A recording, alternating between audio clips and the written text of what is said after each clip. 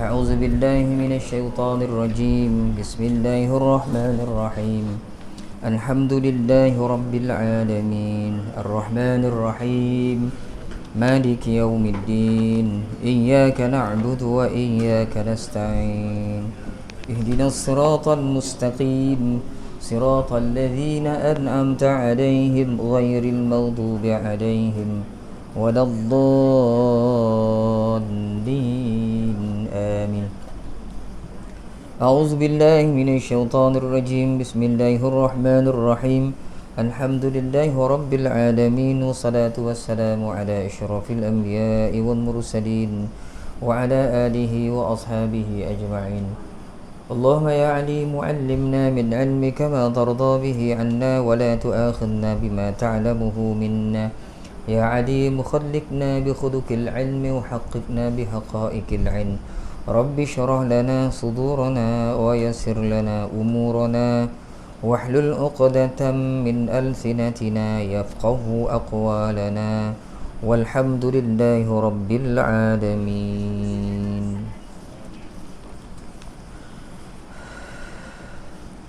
أعوذ بالله من الشيطان الرجيم. بسم الله الرحمن الرحيم.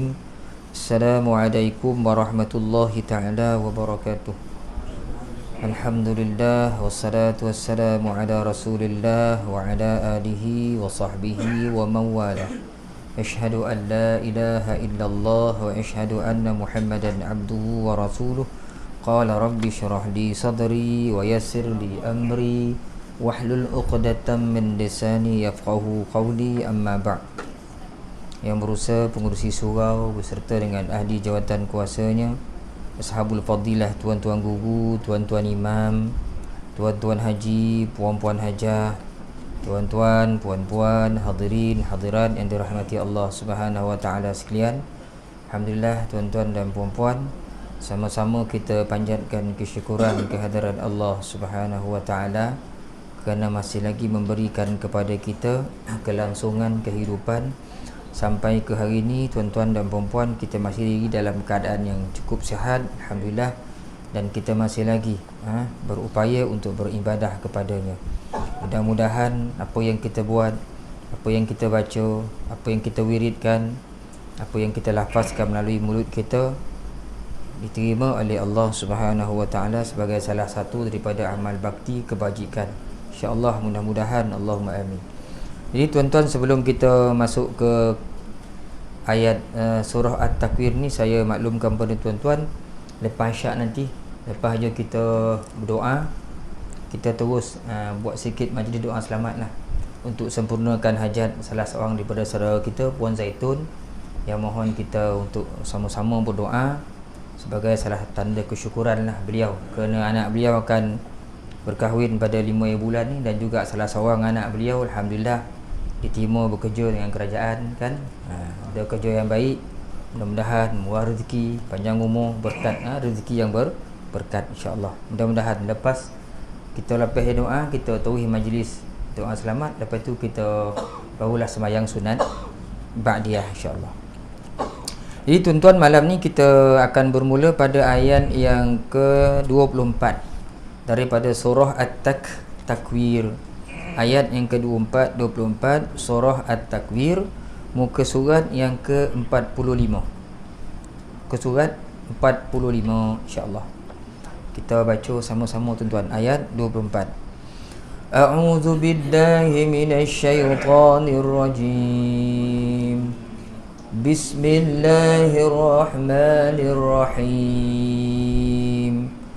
وما هو على الغيب بضنين وما هو بقول شيطان رجيم فأين تذهبون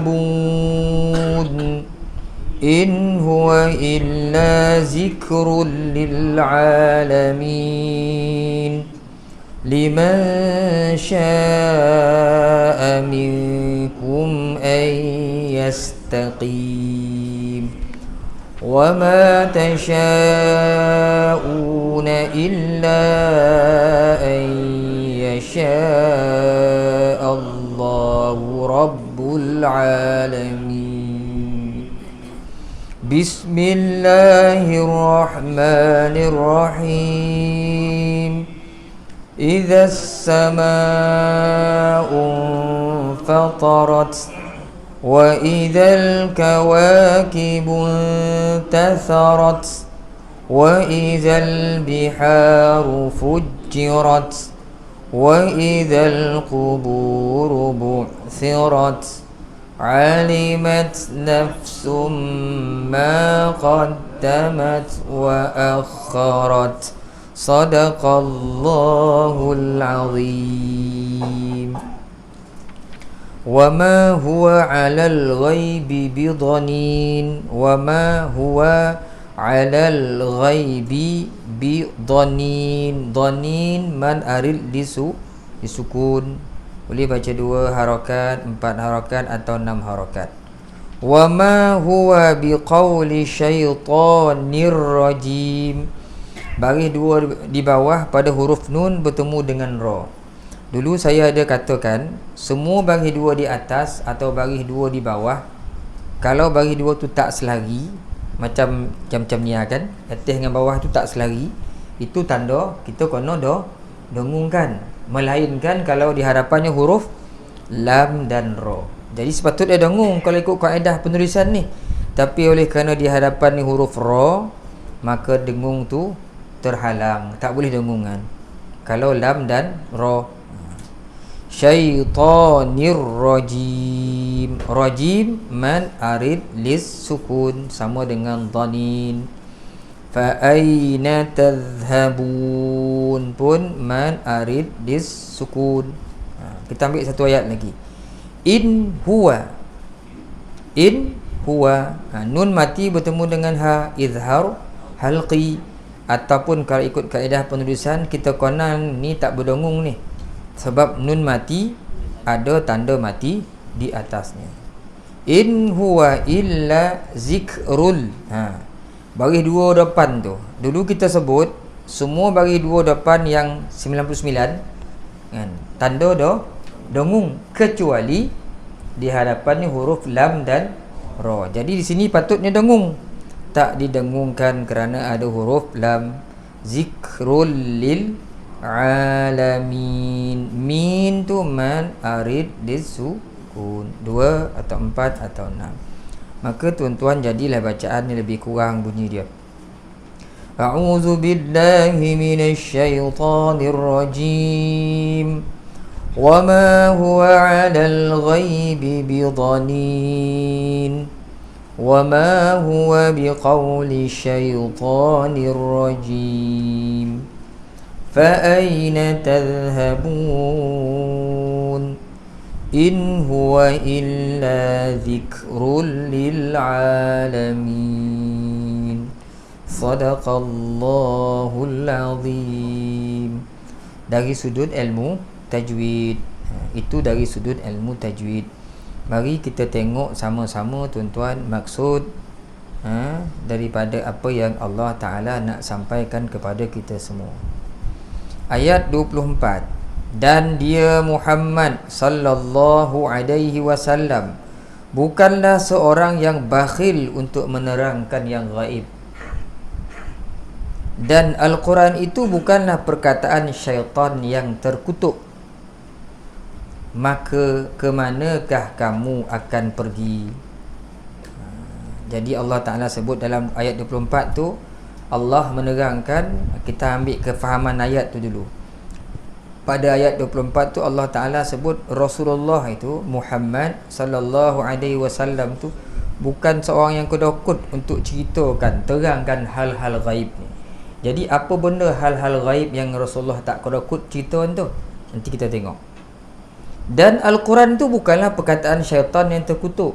Allah tegaskan kat sini, ni ayat Al-Quran ni yang turun kepada Muhammad sallallahu alaihi wasallam, itu bukan perkataan syaitan, bukan kalam syaitan.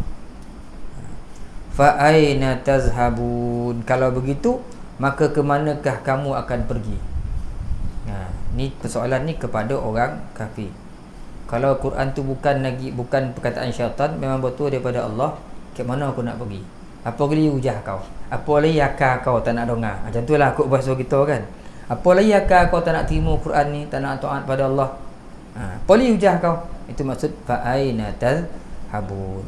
Jadi untuk menerangkan 3 ayat ni tuan-tuan, berdasarkan apa yang disebut, yang dituliskan oleh Ustaz Ahmad Sonhaji ni, tuan-tuan tengok muka surat 46 perenggan yang kedua itu.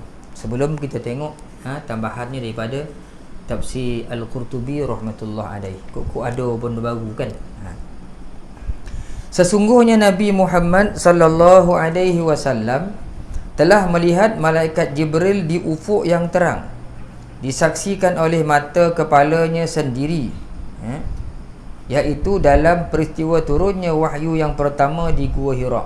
Jadi Nabi nampak betul Jibril dengan rupanya yang asal, rupa malaikat, pastinya bersayap, sebab Allah Ta'ala sebut dalam Quran malaikat tu bersayap di ufuk penuh dengan Jibril ya, ketika menerima wahyu pertama. Malaikat Jibril dilihatnya duduk di atas kerusi di antara langit dan bumi dalam bentuknya yang asli. Ia mempunyai 600 buah sayap. Ini menurut Imam Qurtubi ni. Menutup kaki langit sehingga arah dari timur ke barat menjadi gelap. Timur barat ni gelap. Dia isi Lagi pula Nabi Muhammad sallallahu alaihi wasallam bukanlah seorang yang bakhil untuk menyampaikan dan mengajarkan perutusan Allah dengan sambil lewa sahaja. Sebaliknya disampaikan perutusan Tuhannya dengan amanah dan jujur. Dan Quran ini pula bukanlah merupakan kata-kata syaitan yang terkutuk sebagaimana dakwaan kaum musyrikin. Maka ke manakah kamu akan pergi? Pertanyaan ini ditujukan kepada orang kafir. Maksudnya setelah jelas tuduhan mereka mengatakan Quran itu sihir, alat bertenung dan kata-kata syair adalah suatu tuduhan dusta terhadap Quran, maka ke jalan manakah lagi yang hendak mereka tempuh? Kerana semuanya sudah buntu, tentunya tidak ada jalan untuk mereka lari dari kebenaran. Baik tuan-tuan, itu tafsiran daripada Ustaz Ahmad Sonhaji. Mari kita tengok kok ada kan apa yang ditafsirkan oleh Imam Al-Qurtubi ni. Kalau samalah. Di mana pada ayat yang ke-24 tu Allah Ta'ala menyebutkan Nabi Muhammad tu bukan seorang yang kikir ataupun kedekut untuk menerangkan perkara-perkara yang gaib. Jadi apakah maksud perkara-perkara yang gaib itu? Kata Al-Imam Al-Qurtubi rahmatullah alaih, kata dia perkara yang gaib tu maksudnya Al-Quran. Kan? Dalam Quran ni tuan-tuan ada ayat-ayat yang muhkamat, ayat yang kita faham.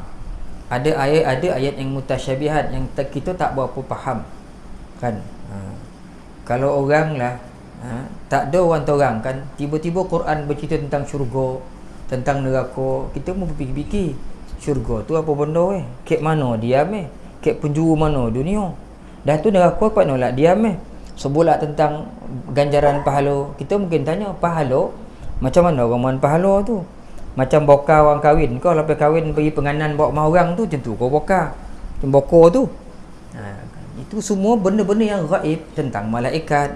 Jadi Nabi bukan orang yang kedekut untuk ceritakan hal-hal yang berkaitan dengan Quran, kalau ikut berdasarkan apa yang disebutkan oleh Imam Al-Qurtubi rahmatullah alaih. Jadi alal ghaib tu, perkara ghaib tu maksudnya Al-Quran, kata Imam Al-Qurtubi rahmatullah alaih. Jadi sahabat-sahabat Nabi menerima Quran daripada tafsiran Rasulullah sallallahu alaihi wasallam, kemudian berpanjangan daripada tabi'in sampailah kepada kita hari ni. Sampailah hari ni tuan-tuan tengok ni baru satu kitab tafsir Al-Jami' li Ahkamil Quran oleh Imam Qurtubi, yang bila kita tengok tuan-tuan dan puan-puan tafsiran dia, antara seorang tok guru ni, mufassir ni, ahli tafsir dengan tafsir ni, isi dia hampir sama. Cuma bila mereka menghuraikan tu, mereka mungkin bawa hadis-hadis yang berkaitan. Tu jadi kadang tafsir tu lain-lain, tapi isi sama. Tak lagi. Kan jadi banyak tafsir lah. Tafsir Azim oleh Ibnu Katsir, kan? Tangan tafsir Tabari, Jalalain, Al-Alusi, Mafatul Ghaib, Ar-Razi. Jadi banyak 7, 8, 10 tafsir kan. Jadi saya suka tengok tafsir Qurtubi ni sebab dia banyak cerita kan, habis semua di bawah jadi kita luas sikit pandangan kita tu. Kemudian tuan-tuan, disebutkan di sini ayat yang berikutnya, wa ma huwa biqauli syaitanir rajim, dan Al-Quran itu bukanlah perkataan syaitan yang terkutuk. Orang-orang musyrik Mekah bila pertama kali mendengar Quran, dia kata ni sihir, Muhammad ni penyair ni. Padahal dia sendiri tahu Rasulullah SAW tu ummi, tak tahu baca, tak tahu menulis. Dia sendiri tahu Rasulullah tu bukan tukang sihir. Semua orang tahu. Sebab sebelum tu mereka panggil Rasulullah ni Muhammad Al-Amin gelarannya, orang yang paling jujur. Lepas Nabi dilantik menjadi Rasul, jadi tak jujur pula lepas itu. Jadi Nabi tu tak jujur pula pada pandangan mereka, sehingga mereka mengatakan apa yang Muhammad baca itu adalah qaul setan, sihir, syair sebagai mentera tahap apa bondo, perkataan kahin ni tok dukun lah. Maka dituduh Nabi macam-macam, ditohmah. Allah Ta'ala jelaskan, wa ma huwa biqauli syaitanir rajim. Tak, itu bukan perkataan daripada syaitan, bahkan ia daripada Allah. Dalam tafsir ni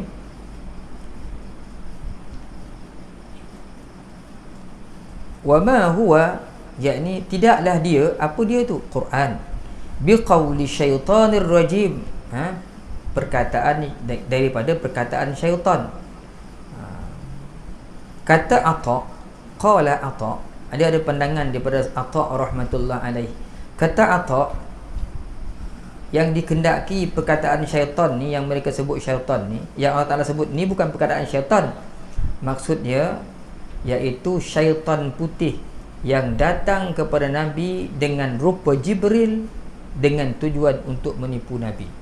Dalam juzuk berapa 20 lebih nanti ada satu ayat kan, syaitan, Rasulullah dapat wahyu daripada Jibril, tapi syaitan dia terbalik-terbalikan ayat tu.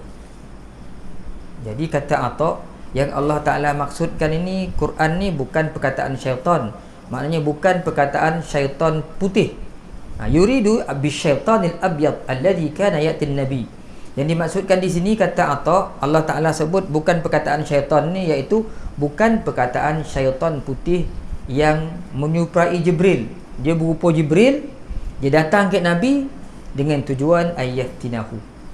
Dia nak menipu Nabi, menipu Rasulullah sallallahu alaihi wasallam. Fa aina tazhabun? Kalau dah Quran ini bukan perkataan syaitan, sudah tentu ia daripada Allah, maka fa aina tazhabun? Kau nak pergi mana lagi? Apa hujah kau? Apa liakar kau? Apa nak cakap lagi? Itulah maksud kata Imam Qatadah rahmatullah alaih, fa aina tazhabun, maksudnya fa ila aina ta'dilun? Ke mana kau nak pergi? Kau nak berpaling ke mana lagi? Macam mana kau nak berpaling an hadzal qawli wa an ta'ati, daripada perkataan Quran ini dan daripada mentaati Allah? Apa lagi akal kau untuk tidak mendengar, memahami, mengikut ajaran Quran, dan untuk tidak taat? Apa lagi akal kau? Polijah kau? Itu maksud fa aina tazhabun. Fa aina tazhabun. Pun maksud fa aina tazhabun ni iaitu apa lagi akal kau untuk lari daripada kitab ini dan lari daripada mentaati Allah Subhanahu wa taala. Itu maksud fa aina tazhabun. In huwa illa zikrul lil alamin. Tidaklah lain Al-Quran itu hanyalah peringatan bagi semesta alam. Allah Ta'ala jelaskan di sini, Quran tu adalah merupakan peringatan bagi semesta alam. Allah Ta'ala turunkan Quran dengan tujuan untuk memperingati manusia. Dalam Al-Quran ni ada banyak tuan-tuan arahan-arahan, suruhan-suruhan Allah. Ada banyak larangan-larangan Allah. Tu semua peringatan-peringatan kepada manusia, dengan maksud kalau suruh tu kamu kena taat, kena buat. Kalau larang tu kamu kena tinggalkan. Jangan kita laksanakan, jangan kita buat. Jadi Quran tu tidak lain adalah merupakan peringatan untuk sekalian alam. Untuk sekalian alam. Untuk siapa tu? Liman syaa'a minkum ay yastaqim, iaitu bagi siapa di antara kamu yang mahu menempuh jalan yang lurus. Allah Ta'ala sebut Quran ni peringatan kepada seluruh alam semesta ni. Peringatan untuk siapa? Untuk orang yang nak menempuh jalan yang lurus.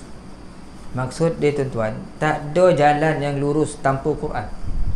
Orang kalau nak lurus jalan ni, kok boto jalan ni, dia mesti berpandukan Quran. Selain daripada Quran, pasti tersalah. Sebab Allah Ta'ala tak turunkan kitab lain untuk akhir zaman ni sebagai petunjuk, melainkan Al-Quran yang Allah Ta'ala turunkan pada kita.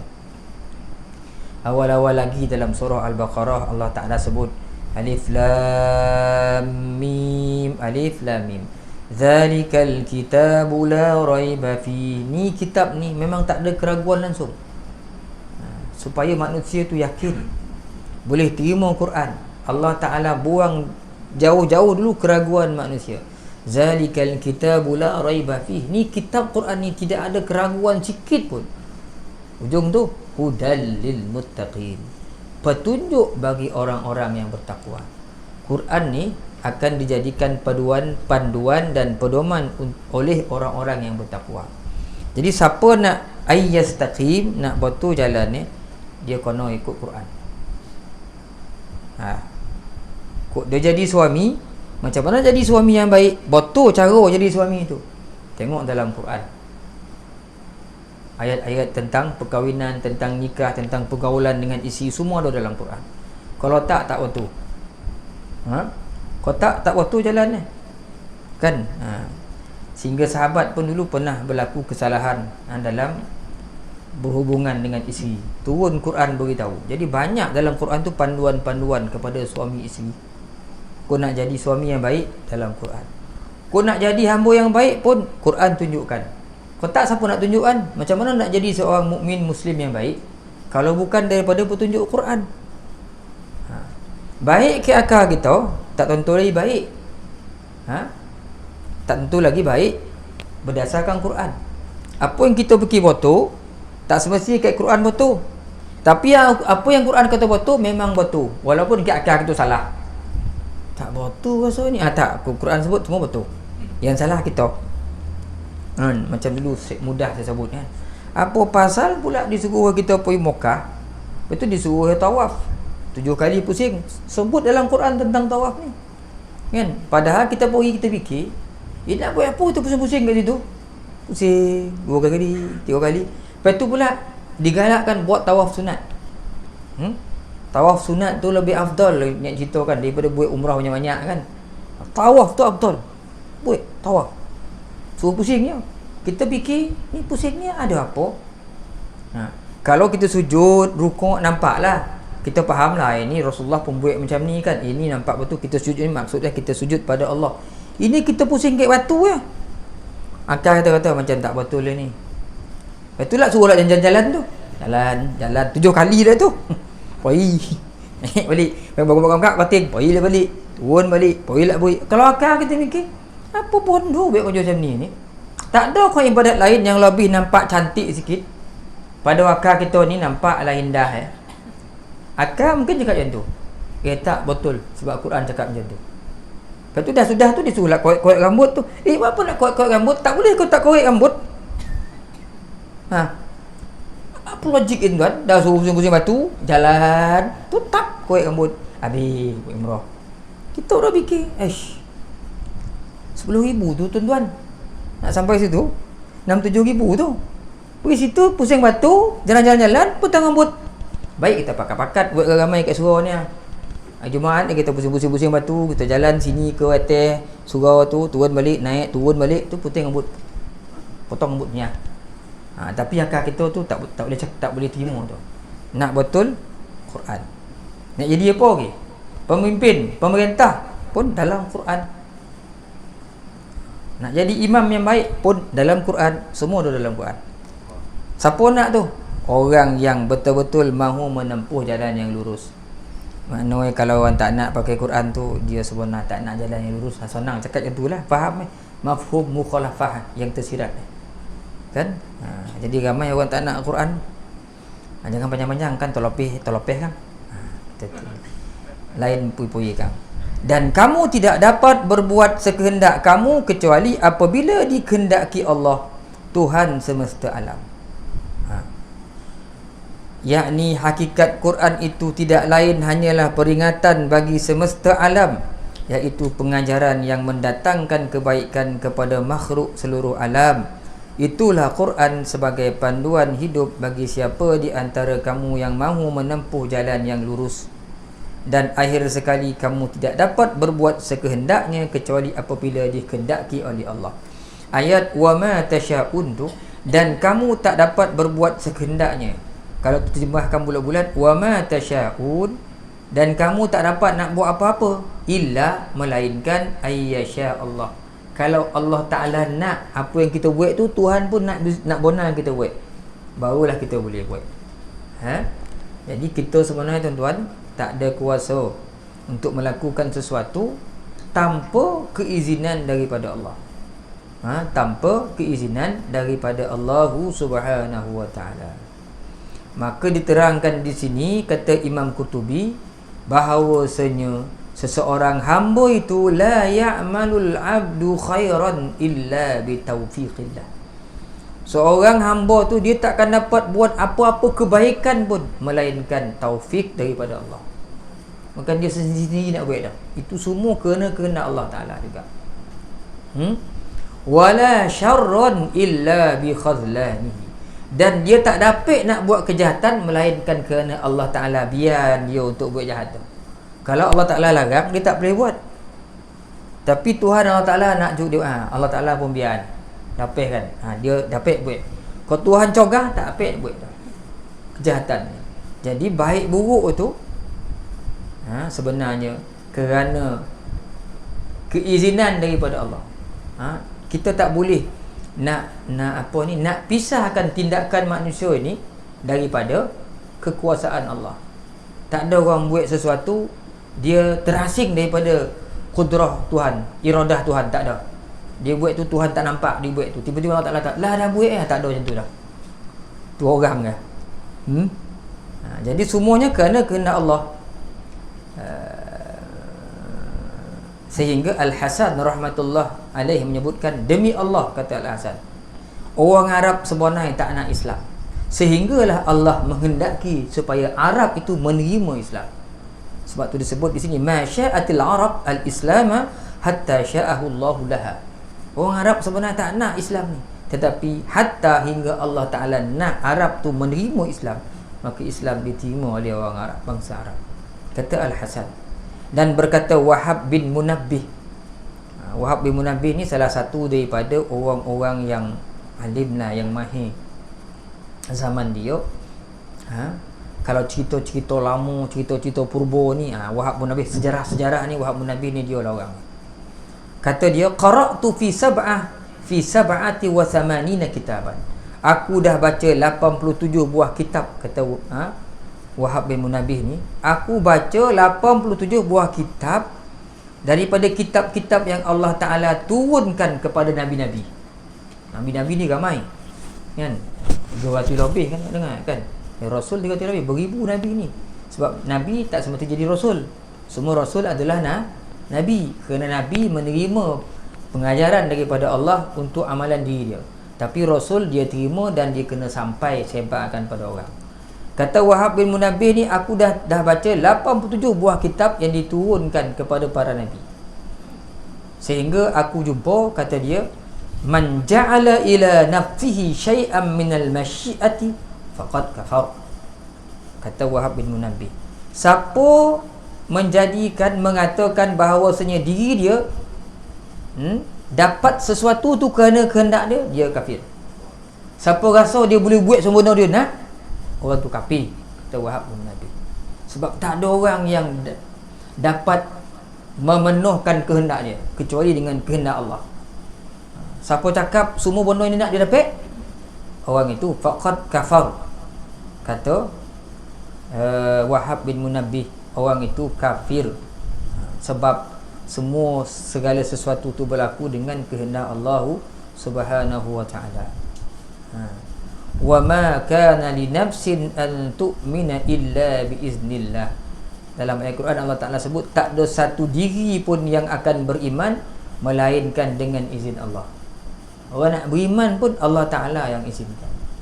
Ayat yang lain, innaka la tahdi man ahbabta walakinnallaha yahdi man yasha. Kamu wahai Muhammad tak boleh beri petunjuk pada siapa-siapa pun yang kau sayang, tetapi Allah Ta'ala lah yang beri petunjuk kepada sesiapa yang dia kehendaki. Maknanya tak ada orang boleh buat kerja sendiri, dia rasa dia dapat apa yang dia nak. Walau annana, awal juz 8, walau annana nazzalna ilaihimul malaikata wa kallamahumul mauta wa hasyarnahum alaihim kulla syai'in qubula ma kanu liyu'minu illa ayyasha Allah. Allah Ta'ala sebut, kalau kami turunkan kepada mereka malaikat, kami turun malaikat bangkit orang mati tu bercakap dengan orang kafir ni, kami himpunkan semua depan dia, dia takkan juga beriman melainkan kerana kehendak Allah. Menunjukkan apa tuan-tuan? Tak ada benda yang berlaku di luar pengetahuan Allah. Semuanya kerana kehendak Allah Subhanahu wa taala. Sebab itulah kita kena usaha, lepas tu kita kena tawakal tuan-tuan. Usaha dalam keadaan kita yakin usaha kita tak akan mendatangkan kesan, keputusan. Bahkan kita serah pada Allah. Ni semua pada kehendak Allah. Kalau Allah Taala nak, berhasil lah usaha kita tu. Kalau dia tak nak, tak ada jadi apa-apa lah. Kan, kalau dia nak, kita tak usaha pun jadi je. Kalau kita usaha, kita nak, Tuhan tak nak, tak jadi. Kita tak usaha, kita tak nak, memang tak ada jadilah. Kita tak usaha, kita tak nak, tapi Tuhan nak, jadi juga. Jadi juga. Punyalah banci dekat orang tu. Dan kalau tengok muka budak ni menyampan, tengok kata dia. Lepas tu dia kahwin dengan budak tu. Tu kawan saya tu, tak boleh sebut nama satu sekolah dia pandang budak tu, dia sakit-sakit orang perempuan tu, menangis-nangis budak tu. Satu kelas. Apalah kau ni suka nyakit anak orang ni, ya Allah, sian kau ni bully orang. Tak tahulah dia pandang menyampah dia tengok Makanya yang menyampah sebab kau kahwin dengan dia, asah kahwin dia. Ramailah nak betul tu. Peraturan dia nyampah tu. Yo tuan, tu berlaku betul tu kat kawan sekelas betul tu kan. Suka betul menyampah tu dah jadi orang rumah dia. Dia tak nak, tapi Tuhan nak. Kita boyo-yo nak. Tak jadi kahwin dengan orang lain kat apa itu. Kan? Boyo-yo lah nak saya nak dua pupu saya tu. Rupa-rupa bukan pupu saya, bini saya, orang lain je bini saya. Terimalah. Tuhan tak nak yang tu, dia nak yang ni kan. Itulah hakikat dia. Sama juga dalam sejarah tuan-tuan kan. Ada sejarah masing-masing kan.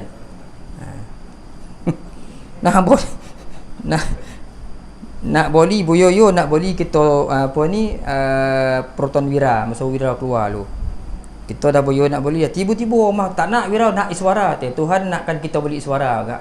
Dia hantar rumah kita bongi, kalau abang boli wira kan tak nak kawan abang dah. Naiklah kita wira tu, dan naik bas tadi. Terpaksa juga kita beli proton iswara tu. Sebab orang rumah nak, padahal Allah Taala hantar je. Tak jadi dah, Allah Taala nak tu tuan. Jadi ada seorang kawan saya tuan, 2 kali ambil SPM. Grade 3. Masa tu grade 3 tak beli apa kan. Kurang grade 2. Kali pertama baca buku grade 3. Kali kedua banyak semayang. Buku kurang baca agak semayang hajat. Tak, grade 3. Kali ketiga tu seimbang. Buku baca mayang hajat dia rajin, baru dapat grade 2. 3 kali dia ngambil SPM. Jadi cikgu sekarang ni tahun 8 pencen. Bila Allah Ta'ala nak, jadilah. Bila tak nak, tak jadi. Jadi tuan-tuan, itu ayat yang terakhir daripada surah At-Takwir. Kita habis kat situ. Kita tengok sikit tuan-tuan surah Infitar sebelum kita sembahyang insya-Allah. Kita pun tak lama-lama dah, sebab kita nak sempurnakan hajat saudara kita kan. Jadi dalam surah Al-Infitar ni kita tengok sikit tuan. Surah Al-Infitar artinya terbelah. Infitar tu terbelah, iaitu surah ke-82 mengandungi 19 ayat dari jenis Makkiyah. Makkiyah ni maksudnya surah ni turun di di Makkah atau di kawasan yang lebih hampir ke Mekah. Dia mungkin pertengahan antara Mekah Madinah, tapi kawasan tu lebih hampir ke Mekah. Dia akan dipanggil sebagai Makkiyah. Dan diturunkan selepas turunnya surah An-Nazi'at. Turun lepas surat An-Nazi'at. Dasar ayat ini juga memperkatakan tentang hari kiamat. Jadi masih lagi kita bincang hari kiamat. Izas sama'um fatarat, apabila langit terbelah. Allah Ta'ala sebut bila langit terbelah. Azan tuan, dengar tak putih Ha? Siapa dengar dia kena jawab. Kusip dah tak dengar dah.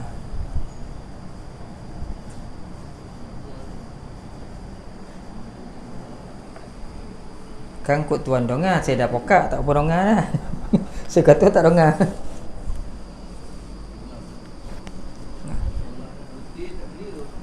Butir tak clear.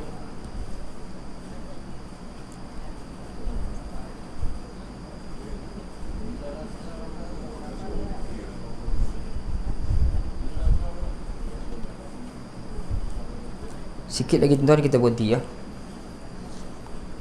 Saya pun tak dengar, kita tahu lah. Kalau kita dengar kita jawab. Kita tahu azan tu tapi tak dengar butir.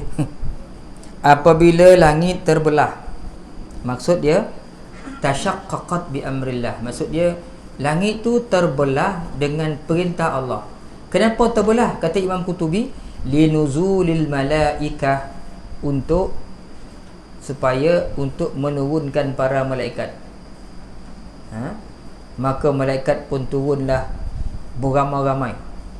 Wa yawma tashaqqaqus samaa'u bil ghamami wa nuzzilal malaikatu tanzila. Tu awal-awal surah juzuk 19 tu. Surah Syu'ara kat awal-awal, surah Furqan. Jadi Allah Ta'ala sebut pada hari terbelahnya langit mengeluarkan asap putih, kabus putih, dan turunlah malaikat berbondong-bondong, beramai-ramai. Bila langit terbelah. Ada pendapat yang mengatakan waqila tafattarat lihaibatillah ta'ala. Langit ni terbelah kerana kehaibatan Allah Ta'ala. Hebatnya Allah, keagungan Allah. Pada hari nak berlaku kiamat ni, pecah langit. Pecah langit dengan izin Allah Subhanahu wa ta'ala. Wa idzal kawakibun tatharat, dan apabila bintang-bintang jatuh berserakan. Ni apabila mana cerita tak habis gini. Allah Ta'ala sebut bila langit pecah. Lepas dia cerita lagi bila bintang-bintang intatharat. Ya, ini intatharat ni jatuh. Tasaqatat wa nasyaratus syai'. Mana tasaqatat maknanya jatuh berselerak.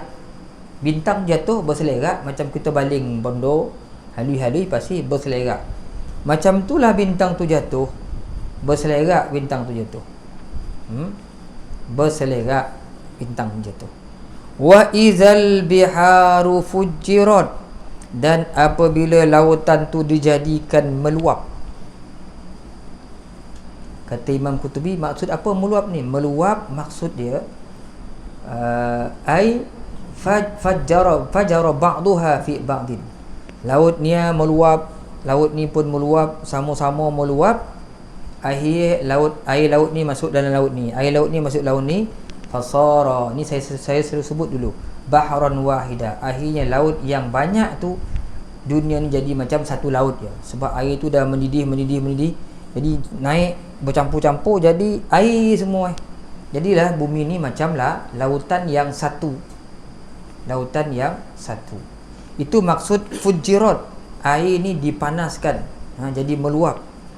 Berkata Al-Hasan, maksud fujirat ni zahaba ma'uha wa yabisat. Maksud fujirat ni air tu hilang. Air tu hilang dan jadi kering laut. Laut jadi kering. Kerana mula-mula air tu tenang, berkumpul.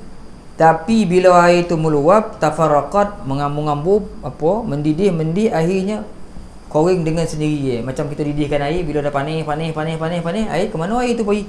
Kita pun tak tahu, hilang. Macam itulah yang berlaku ketika hampirnya kiamat. Kan Allah Ta'ala didihkan laut ni, akhir Tuhan hilangkan. Yang ini berlaku, kata Imam Qurtubi, baina yaday sa'ah, ketika hampir nak berlaku kiamat. Wa idzal quburu bu'sirat, dan apabila perkuburan dibongkar, maknanya dikeluarkan orang-orang yang mati itu, dihidupkan orang-orang yang mati itu. Itu dah kiamat, dihidupkan orang yang mati itu. Dan ada yang mengatakan makna bu'sirat tu, kata dia, iaitu bumi mengeluarkan isi perutnya daripada emas dan perak. Maknanya, kata Imam Qurtubi kat sini, salah satu daripada tanda-tanda kiamat, asyratus sa'ah ni, an tukhrijal ardu zahabaha wa fiddataha. Maksudnya salah satu daripada tanda-tanda kiamat ni, kata Imam Qurtubi, besok bila omeh dengan perak ni, bumi ni dia keluarkan, dia tunjukkan omeh perak. Orang jumpa omeh, jumpa perak ni banyak, kerana bumi dah keluarkan. Kalau macam tu keadaan itu tanda nak kiamat tu. Kata Imam Qurtubi rahmatullah alaih, alimat nafsum ma qaddamat wa akharat, maka tiap-tiap jiwa akan mengetahui apa yang telah dikerjakan dan apa yang ditinggalkan. Maka bila langit pecah, bila bintang dah jatuh-jatuh ke bawah, bila air laut dah mendidih meluap-luap sampai kering, bila orang mati hidup balik, pada ketika itu manusia akan tahulah apa yang dia telah buat dan dahulu dan apa yang dia telah tinggalkan. Kata Ustaz Ahmad Sunhaji, pada hari kiamat seluruh alam akan binasa, dan sebagai tanda permulaan hari kiamat itu dibangkitkan semua makhluk dari kubur untuk diperkirakan amalannya dan diberikan pembalasan. Dua perkara yang berlaku pada hari kiamat, iaitu terbelahnya langit dengan bertaburnya bintang-bintang yang merupakan makhluk angkasa sebagai alam tinggi yang di atas, kerana sistem perjalanan bintang-bintang itu telah rosak. Yang atas jatuh ke bawah, kemudian yang bawah ni kehancuran alam yang di bawah dengan meluapnya air laut hingga pecah membanjiri seluruh muka bumi. Oleh berlakunya gempa bumi yang sangat hebat menyebabkan peredaran bumi juga rosak. Gunung ganang pun tercabut, atas rosak, bawah pun Tuhan rosakkan. Maka langit dan bumi bertukar, bukan seperti yang ada sekarang ini. Yauma tubaddalul ardu ghairal ardi was samawati wa barazu lillahil wahidil qahhar. Pada hari ditukar bumi dan langit yang baru, dan manusia, wa barazu lillahil wahidil qahhar, manusia akan dihimpunkan, dihadapkan di hadapan Allah yang satu, yang qahhar, yang maha perkasa. Pada ketika itu untuk dihisap segala amalan dia. Jadi tuan-tuan, kita faham, kita dah baca tadi sebelum akhir tadi surah Takwir, Allah menyebutkan wa ma tasyauna illa ay yasha Allahu rabbul alamin. Tak ada orang boleh buat baik, tak ada orang boleh buat jahat yang perbuatannya itu terkeluar daripada kehendak-kehendak Allah. Wallahu khalaqakum wa ma ta'malun. Allah yang buat kamu dan Allah Ta'ala yang buat perbuatan kamu. Tu maksud ayat tu. Semuanya maksudnya daripada keizinan Allah. So bila kita tahu macam itu tuan-tuan, sebab itulah setiap hari, sebab itulah diajar kita doa, Allahumma a'inna ala zikrika wa syukrika wa husni ibadatik. Ya Allah, ya Tuhanku, bantulah aku untuk apa? Allahumma a'inni ala, untuk mengingati Engkau. Nak ingat Tuhan ni pun izin Tuhan juga. Wa syukrika, dan untuk bersyukur kepada Engkau, berterima kasih kepada Engkau. Wa husni ibadatik, dan aku boleh buat ibadah-ibadah yang baik. Sebab yang izinkan ni Allah Ta'ala. Semuanya kerana izin Allah Subhanahu Wa Ta'ala. Cumanya kadang-kadang manusia dia terlupa. Akhir dia nampak asbab. Dia nampak asbab, dia nampak penyebab daripada yang bagi sebab. Yang bagi sebab tu Tuhan. Orang nampak sebab tu, dia tak nampak Tuhan yang buat sebab tu. Itu boleh merosakkan Tauhid kita pada Allah Subhanahu Wa Taala. Kan? Macam mana anak boleh dapat skor straight A ni? Sebab saya sebenarnya daripada awal tahun lagi saya dah buat timetable, saya dah baca buku ni. Dia rasa semua dia baik-baik tu. Kalau ujung tu ni usaha saya lah. Hakikatnya Allah Ta'ala juga macam tu okey, tapi tak ada budak jawab macam tu dah. Alhamdulillah, saya dah buat timetable, semua yang cikgu suruh baca saya baca, cikgu suruh tokanan saya tokan. Alhamdulillah dapat. Tu sebab-sebab itu. Sebenarnya Allah Ta'ala nak izinkan. Kalau kita buat apa-apa pun tak jadi juga dia. Jadi orang nampak asbab, dia tak nampak pembuat sebab. Samalah kesalahan besar bila orang bagi hadiah, kita leko ke hadiah-hadiah tu sampai lupa nak berterima kasih kepada pemberi hadiah. Kita sihat, hadiah daripada Allah. Maka kita jadi sibuk dengan dunia kita ni sampai kita lupa nak bersyukur kesihatan ni tu Allah Ta'ala yang bagi ni. Makan, minum tu Allah Ta'ala yang bagi. Kita bekerja, kita rasa kita boleh dengan duit gaji kita, padahal datang ni daripada Allah. Itu semua kehendak Allah. Jadi bila dengar perkataan ini, itu semua kehendak Allah, saya teringat dulu ada satu cerita. Cerita ni penutup pada kuliah kita malam ni. Itu semua kehendak Allah. Dulu tuan-tuan, jadi kalau separuh orang dia marah dengar cerita macam ni, sebab sekabahan dulu ada seorang tua. Ni semua cerita kehendak Allah ni. Orang tua ni dua orang anak perempuan, kakak adik, dua-dua cantik. Akhir dua-dua ni kahwin. Kahwin dua-dua ni. Seorang kahwin dengan ahli sains. Seorang kahwin dengan ustaz. Akak kahwin dengan ahli sains, yang bongsu ni kahwin dengan ustaz. Ayah menyampah tengok ustaz ni, sebab nampak macam bangang sikit nampak. Ahli sains dia kerja buat research, masuk dalam tu, masuk ni, buat tu, buat ni, je nampaklah kerja tu. Ustaz nampak kerja bodoh kan. Duduk buku, baca buku kan. Satu hari Pak Muntuai uji, dibawa dua-dua ni berjalan, menantu ni ahli sains dengan ustaz kan, jalan. Nampak dia apa? Katak. Nampak dia angso, bunyi kuek, bumbang. Ayah pempuntung tanya kat ahli sains ni, kenapa angso ni suara kuek? Ahli sains jawab, sebab serombong suara panjang. Jadi panjanglah suara, uang. Tanya ustaz, sebab apa ni angso ni kuek suara? Itu semua kehendak Allah. Untuk sakit hati ya, besar bangang tu ustaz ni tu. Itu saya boleh jawab. Tak ada alasan. Kok jawab SPM kehendak Allah, gagal tak tu? Walaupun jawapan itu ya, tapi tak ada apa kan. Tak ada huraian ni. Ini semua sombong. Bagus teh. Jalan pergi jumpa anak air. Nampak ulet, saya tak tahulah ulet ni ada kat Gombau tak? Kat Seliau ada. Kampung saya Seliau. Yang kat air tu yang dia halus tu, yang kaki panjang tu. Apa nama itu tuan? Tuan panggil apa tu? Orang kampung saya panggil riak-riak. Apa tu nama itu? Riak-riak air kan? Kan dia laju tu. Dia laju. Orang air susu bagi laju kan. Tanya dia Pak Muntuai, sebab apa laju mendatang tu? Kata ahli sains, dia ringan dan kurang tarikan graviti, sebab tu dia laju. Tanya ustaz, sebab apa laju tu? Itu semua kehendak Allah. Bongi Muntuai, salah dah bangang ustaz ni, usah bodoh. Nampak nak bodoh tadi kan. Jalan lagi, nampak orang pakai songkok. Tiba-tiba orang tu angkat songkok rupa botak orang tu. Rambut topi ada. Ni botak. Tanya dia Pak Muntuai, buat apa botak? Ahli sains jawab, sebab kurang mendapat pancaran cahaya matahari.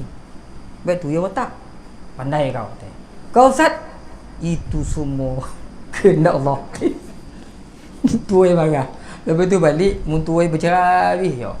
Mana dapat menantu seorang ni, semua kena Allah. Budak-budak tahu jawab, tak ada tak panjang ke pendek tu akal dia. Mikir pun tak wati kata dia. Kau bagus dia kan, cerabih dia kan. Ustaz sonyap je ustaz tu. Tak sampai rumah dia pun Ya tadi dia. Saya nak torang ke ayah ni tu ni. Jawapan situ ni semua kena Allah tadi. Tadi kata orang. Tu angso kenapa leher suruh kuih. Abang kata leher ya, abang kan kahwin akak abang kata leher panjang. Bukan sebab leher angso tu panjang suruh kuih. Kata tak ada leher apa tu kuih bunyi kongkang teh mun tu dah dia. Ikut tayo juga teh kan. Kuih suruh kata tu buang teh. Tu riak-riak air tu. Bukan sebab dia ingat tu kapal laut tu bosi tala tu. Apa tu lailok laju Ada tarikan graviti pun lailok laju tu dalam laut tu tadi. Bukanlah sebab dia ringan kau tarikan graviti tu. Memang tu kena Allah. Kau sebab barik tak ada dia. Sebab ringan bukan kapal ni barik laju pergi dalam laut tu tadi. Tu tadi. Orang pakai songkok tempat botak. Jawab sebab kurang pantulan pancaran cahaya tu. Bukan sebab tu semua kena Allah tadi. Yang kecil ayah. Nia teh. Tunjuk ketiak ayah. Tak ada pencahayaan macam matahari. Apa elok subuh tu bulu ketiak tu tadi. Tu tengok ke sini, tak tengok ke bawah gitu, tak macam mana tu. Pak mentusanya tu. Lain mati sah berakal rupa ustaz ni. Dia nak cerita memang tu kena Allah. Kan bila dibawa alasan tu ya tak ya juga. Ketiak kita tak pernah pencahayaan macam matahari.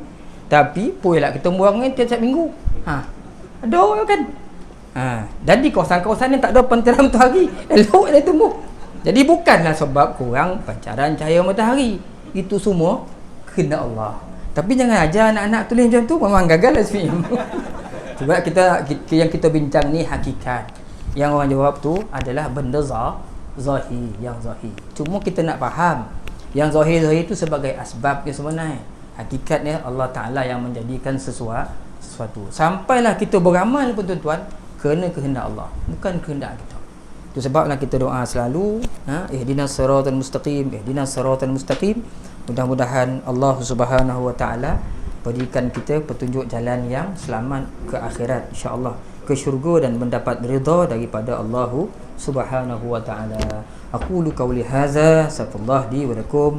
Assalamualaikum warahmatullahi taala wabarakatuh. Silakan tuan-tuan. Kau dapat jawab, saya jawab ya. Kau tak dapat jawab, saya hutang dulu. Kau tak pandai, kita kau abang tak pandai lah. Sila tuan kalau ada. Ya tuan, apa cerita Malam tadi saya kira-kirakan soalan ni semua cerita pilihan raya naik malih lah saya nak jawab Lotih saya jawab tuan apa soalan tuan tu? Kalau yang kita bincang tadi juga kan. Semua kena Allah. Okey, contoh bila macam nanti setiap kali pergi lah. Untuk tak lain ni yang baik datang dari Allah tu. Tak baik tu berkembang sendiri. Macam mana tadi ada yang apa? Yang apa semua ada kena Allah. Betul. Tapi cakap itu tak boleh pun. Okey. Datang kepada diri saya sendiri. Okey. Mana datang punca perkataan yang baik datang daripada Allah, yang buruk tu datang daripada kelemahan saya sendiri.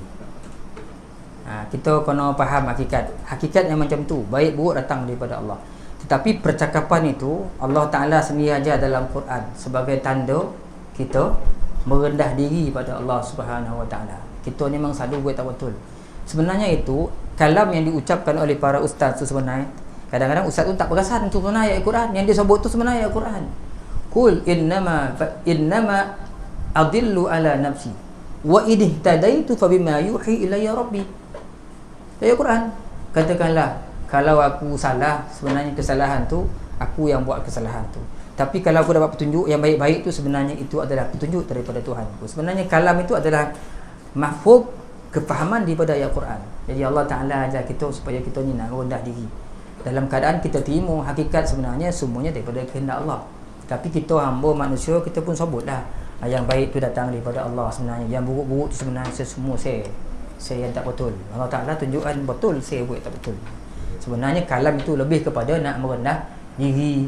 Samalah macam yang dibising-bising dia orang, ilahi lastulil firdausi ahla wala aqwa tu, Tuhanku aku tak layak syurga engkau dan aku tak kuat masuk dalam neraka engkau. Adalah di khabar dia tak layak, adalah orang faham lain. Sebenarnya itu perkataan yang menunjukkan kita tawaduk, merendah diri di hadapan Allah Ta'ala. Bukan kita tak nak syurga tu, dia lain tak bersih. Aduh pula ngabah tak nak syurga tu. Awak tak faham, dia diamlah. Kan sebenarnya kalam itu, perkataan itu adalah untuk menunjukkan kerendahan diri. Ada soalan lain tuan? Jadi tu ayat Quran tu sebenarnya tu. Yang baik datang daripada Allah, yang buruk tu datang daripada kelemahan saya. Itu memang ayat Quran. Surah, saya tak perasan surah mana.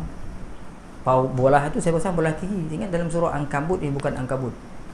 Depan lagi. Lama tak ngulang itu. Ada soalan lain tuan? Kalau tak ada kita berhenti kat sini. Ya tuan. Ji. Mengenai rezeki.